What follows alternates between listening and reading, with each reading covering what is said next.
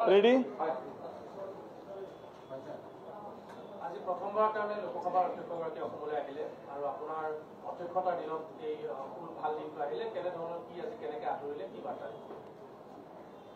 আজি অসম বিধানসভাত প্ৰথমবাৰৰ বাবে ভাৰতৰ লোকসভাৰ অধ্যক্ষ আহিছে তেখেত ওম বিৰলাজী কেতিয়াও অসম বিধানসভাত কোনো পাৰ্লিয়ামেণ্টৰ স্পীকাৰ বা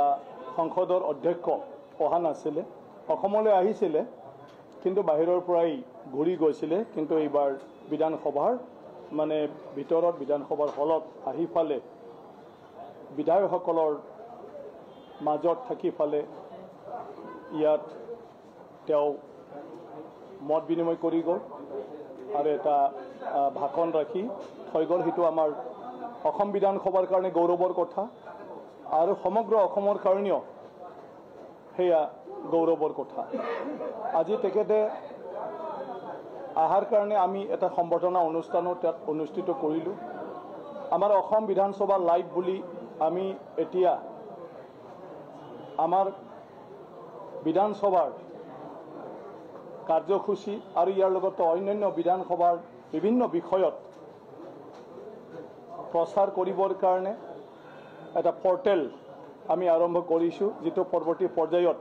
টিভি চেনেল হ'ব সেইটো তেখেতে আজি উদ্বোধন কৰি গ'ল লঞ্চ কৰি গ'ল আৰু সেইটো আমাৰ কাৰণে খুবেই ভাল কথা যে আমি আজি ভাৰতবৰ্ষ বা পৃথিৱীৰ বিভিন্ন ব্যক্তিলৈকে আমাৰ বিধানসভাৰ প্ৰক্ৰিয়া আমি এতিয়া পঠাব পাৰিম বা সকলোৱে অসম বিধানসভাৰ বিষয়ে অসমৰ বিষয়ে অসমৰ বুৰঞ্জীৰ বিষয়ে এই চেনেলৰ যোগেদি জানিব পাৰিব সেইটো আমাৰ কাৰণে ভাল আৰু সেইটো তেখেতে আজি উদ্বোধন কৰি দিলে তেখেতক আমি অসমৰ মানে সংস্কৃতি কালচাৰেল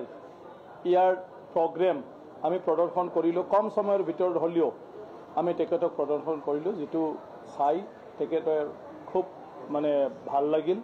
আৰু তেখেতে খুব ভাল মন্তব্য দি গুচি গ'ল গতিকে আজিৰ দিনটো আমাৰ কাৰণে এটা বিশেষ দিন আৰু ঐতিহাসিক দিন আৰু দীঘলীয়া অসম বিধানসভাৰ যাত্ৰাত আজি প্ৰথম লোকসভাৰ অধ্যক্ষ ইয়াত খোজ দিলে গতিকে আহি থকাৰ দিনটোত আমি আশা ৰাখিছোঁ তেখেতৰ আজিৰ পদাৰ্পণ আজিৰ ইয়াত খোজ দিয়া আৰু আমাৰ বিধানসভাক উদ্দেশ্য কৰি যিখিনি তেখেতে ভাষণ দি গৈছে যিবোৰ অতিকৈ পাৰ্লিয়ামেণ্টাৰী যি প্ৰচিডিউৰ আছে বিধায়নী যি প্ৰক্ৰিয়া আছে সেই প্ৰক্ৰিয়াবিলাকৰ বিষয়তো যিখিনি কথা আমাৰ সকলো সদস্যক তেওঁ বুজাই থৈ গ'ল আৰু আহি থকা দিনটোত কেনেকৈ কি কৰিব লাগে সেইটো কৈ থৈ গ'ল মই ভাবোঁ সেয়া চব আমাৰ কাৰণে মানে উপকৃত হ'ব